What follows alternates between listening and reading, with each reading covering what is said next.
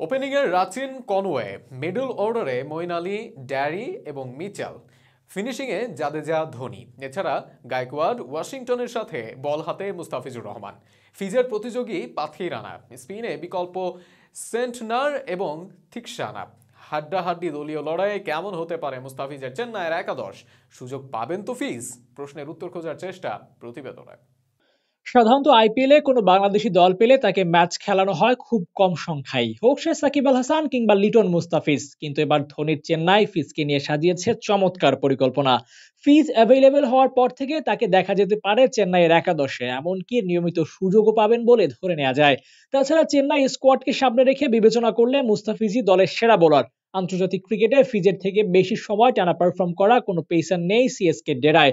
এমনকি অভিজ্ঞ মুস্তাকে দলের মেইন বোলার হিসেবেও রেখেই নিলাম থেকে প্লেয়ার কিনেছে চেন্নাই সুপার কিংস।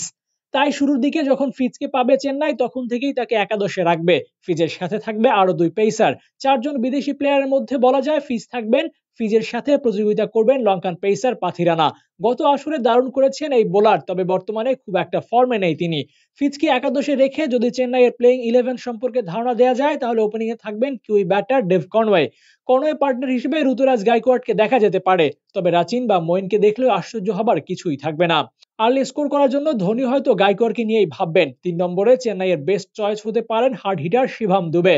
4 নম্বরে লোকাল ও এক্সপেরিয়েন্সড ব্যাটার অজিঙ্কা রাহানে থাকতে পারেন। 5 নম্বরে তরুণ ব্যাটার রিজভি থাকবেন, কিংবা পজিশন প্রমোট করে তাকে 4 নম্বরে নেওয়া হতে পারে।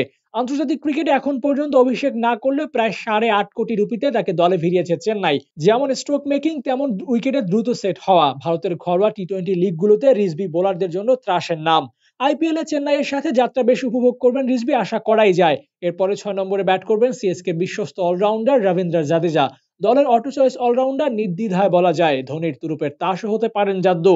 সাথে খুব সম্ভবত মিচেল খেলবেন। 14 কোটিতে তাকে দলে ভিড়িয়েছে দলটি। এছাড়া টপ অর্ডারে রাচিন না খেললেও কিংবা ফিনিশিং এ মিচেলকে না রাখলেও মঈনও হতে পারেন অপশন। বোলিং ব্যাটিং দুই জায়গায় সমান পারদর্শী মঈন চেন্নাইয়ের পিচগুলোতে অনেক বেশি হেল্প পাবেন বলে অনেকেই মনে করেন। 8 নম্বরে থালা, ক্যাপ্টেন কুল মহেন্দ্র সিং ধোনি খেলবেন। গত আইপিএলে বেশিরভাগ সময় 8 নম্বরে নেমেছিলেন ধোনি। এবারও হয়তো অন্যদের সুযোগ দিতে আর ম্যাচ ফিনিশ করার দায়িত্ব নিতে 8এই ব্যাটিং করবেন ক্রিকেট ইতিহাসের অন্যতম সফল অধিনায়ক। 9 নম্বরে শার্দুল ঠাকুরকেই রাখবে চেন্নাই। বলের পাশাপাশি ব্যাট হাতেও সাপোর্ট দিতে পারবেন শার্দুল, তাই হয়তো ইম্পর্টেন্ট ম্যাচগুলোতে শার্দুল থাকবেন। 10 নম্বরে মুস্তাফিজ থাকবেন চেন্নাইয়ের মেইন বোলার হয়ে। হোক নতুন কিংবা পুরনো বলে ডেথ ওভার করা, ফিজ ধোনির বেস্ট চয়েস হবেন।